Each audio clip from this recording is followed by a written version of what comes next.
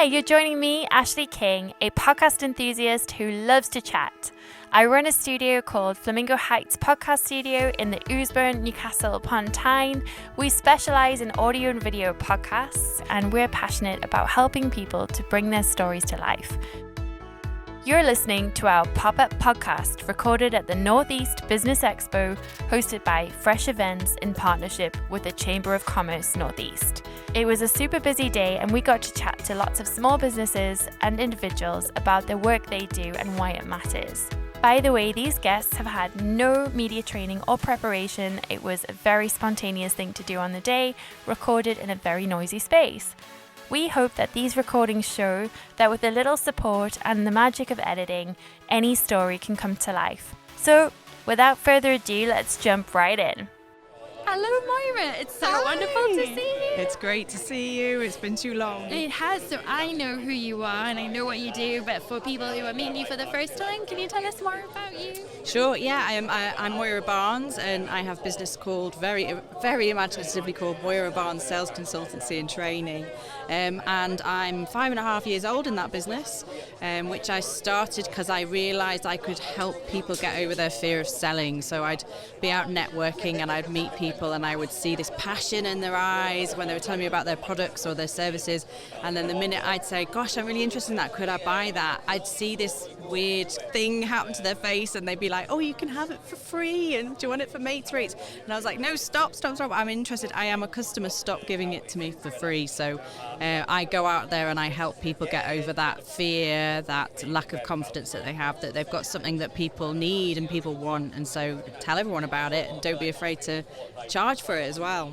Well, I'm super excited about what you do because I think selling is a service and we can really help people with our products and services if it's the right fit. Yeah. I think sometimes people try and push sales where it's not the right market or audience, and I hate that kind of pushy sales. But that's my sales profile, and I know you know all about, we all have different buyer strategies and selling strategies as well. So do you help people one-to-one as a consultant, but you also go and lead training as well? That's right, yes, yeah.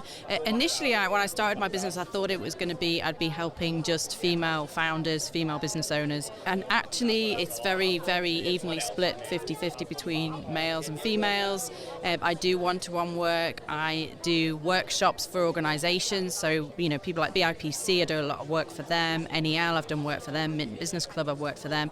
But I also am now, as my business has evolved, I now go into bigger businesses that have a sales team, and that sales director or that CEO who is passionate about selling, but he's busy leading the company, now needs somebody to come in and train his team, motivate his team, and that's something that I really enjoy doing as well. So yeah, it's all evolving constantly. I love this. Can you tell me, is there any myths about selling that you want to share, or any top tip that you can share for anyone listening today? I think the myth is that people don't like to be, and actually people don't like to be sold at. I think it's sold at, but actually you touched on that before. If it's a service, it's a product that will actually help people, then don't be afraid to talk about it. And it's just having a conversation with people. And I often say in all my trainings that selling is actually a tool of invitation. So you're inviting somebody to say, I'll take a look at what you've got and I will decide as the customer whether I'm going to buy or whether I'm not going to buy. Gone are the days of the pushy salesman on the car lot in America in his grey suit making you buy a car that's been, tampered with and is dodgy. We're all now, we have these amazing little devices in our hands, our smartphones, that can give us so much information before we even step into any kind of store or conversation with a salesperson. So as salespeople, we've got to be aware of that people will have a lot of knowledge before they even meet us. Absolutely, and there are stats, which you'll know better than me, about how many touch points and interactions people might have with someone before they actually buy. Yeah. I know for me, I'm an observer. Yeah. I like to watch people. So for instance, you mentioned Nicola Jane Little, or Mint rather, before. I am someone who will watch someone on social media for a long time and try to determine, do I like their values?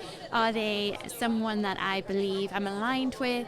Do I like their ethos? Do I like their energy? And so that's my style of buying, and I'm very aware of that as well. When I meet other people, I never make an overt sale or a sales request. It's always, as you say, an invitation of, hey, could we collaborate? Who are you wanting to meet? How can I help you? And it always comes back so much. So I do want to say I love what you're doing for female founders, because we both know that neurodiversity is very important to us. Yeah. But there are lots of challenges and issues for many women when it comes to sales, how we feel. I think as well as women, we are very easy to market to. Oh, so easy. So easy to market to. As a new mom, I have to say, I feel I had to turn my social media off and my mailing lists and just unsubscribe from everything, because I just felt like I was getting so many things showed to me. Yeah. And I felt if I don't buy this, then maybe I'm not a good mom or something like that. And I think it is really important, actually, that confidence development on how can I show up for my business, how can I help people, and actually being clear in what you're selling. That's one of the things that I think people would benefit most from working with you. Would you find that yourself? Definitely, and I what I try to do is help people understand their authentic sales self. Because if you are doing something that is against your personal values, I mean, I've worked in businesses that were completely against my personal values, and it ate me up and it spat me out. I couldn't do it. So you've got to make sure that what you're doing and what you're saying aligns with your personal values. I think that's something I've become much more aware of since I got my own neurodivergent diagnoses, that I have to be within my own value boundaries for me to be a success in my life. That's a really cool phrase, value boundaries. So I want to ask you, I invite you to tell people about an offer that we have as well. So we're both experts in residence with the North East BIPC Business and Intellectual Property Centre, which is at Newcastle City Library, but we can work with businesses in Newcastle, Gateshead and Sunderland. So how can people work with you, and what do you offer in that funding?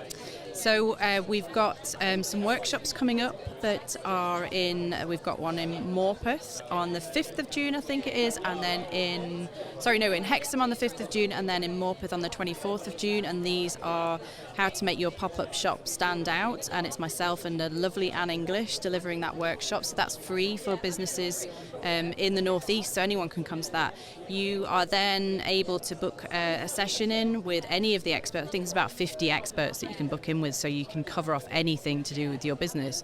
You can book in for up to a free hour. I normally do about 30 minutes with someone, and I'm not shortchanging people. It's just that I can, in that time, we can help them solve a conundrum that they've got with their sales process, or they can decide they want to do some more work with me.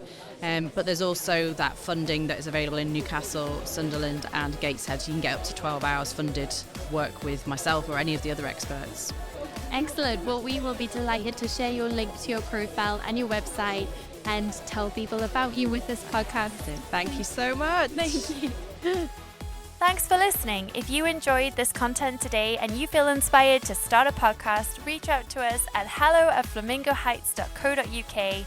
We can't wait to help you get your idea started.